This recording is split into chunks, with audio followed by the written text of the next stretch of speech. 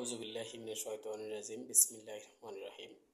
আমি Mohammad Nazrul Islam, plasma paramedical ইনস্টিটিউটের একজন নিয়মিত ছাত্র, batch 317, registration number 1289, roll number 1489। আমি এখন মানবদেহের একটি সিস্টেম নিয়ে আলোচনা করব। সিস্টেমটি হচ্ছে ডাইজেস্টিভ সিস্টেম। তো প্রথমেই ডাইজেস্টিভ সিস্টেম কাকে বলে? যে তন্ত্রের সাহায্যে গ্রহণকৃত খাদ্যের পরিপাক শোষণ সম্পূর্ণ হয় এবং খাদ্যের অপ্রয়োজনীয় অংশ দেহ থেকে বের হয়ে যায় তাকে ডাইজেস্টিভ সিস্টেম বলে। ডাইজেস্টিভ সিস্টেমে কিছু অংশ আছে, part of digestive system: oral cavity with mouth, pharynx, oesophagus, stomach, small intestine, duodenum, jejunum, ileum, large intestine, caecum, ascending colon, transverse colon, descending colon, sigmoid colon, rectum, anal canal anus.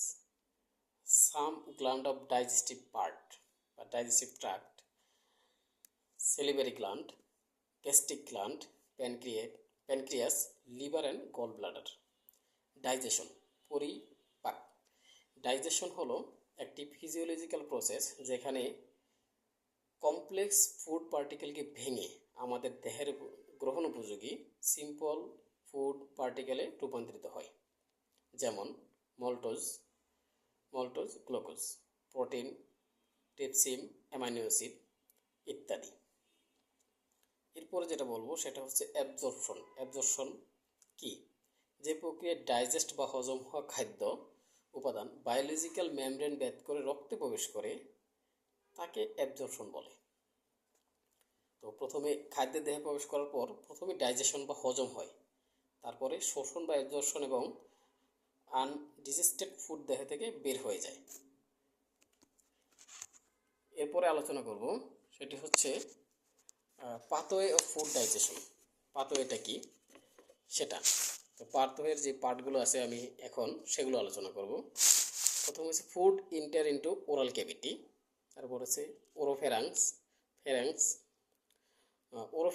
ফ্যারিংস, ওসোফেগাস, তারপর হচ্ছে স্টোমাকের এক পাশে হচ্ছে liver বাইল, gall bladder এবং বাইল, অন্য পাশে pancreatic juice, এরপরে হচ্ছে স্টোল লিভ ফ্রম বডি, এর নিচের দিকে আছে মানে সমান্তরালে ডিউডেনাম, তারপরে হচ্ছে jejunum, Ilium, caecum, ascending colon, transverse colon, descending clone, sigmoid clone, rectum, anal clone, Anas. এই ছিল আমার এখনকার আলোচনার বিষয়। ধন্যবাদ সবাইকে। আসসালামু আলাইকুম ওয়া রাহমাতুল্লাহি ওয়া বারাকাতুহু।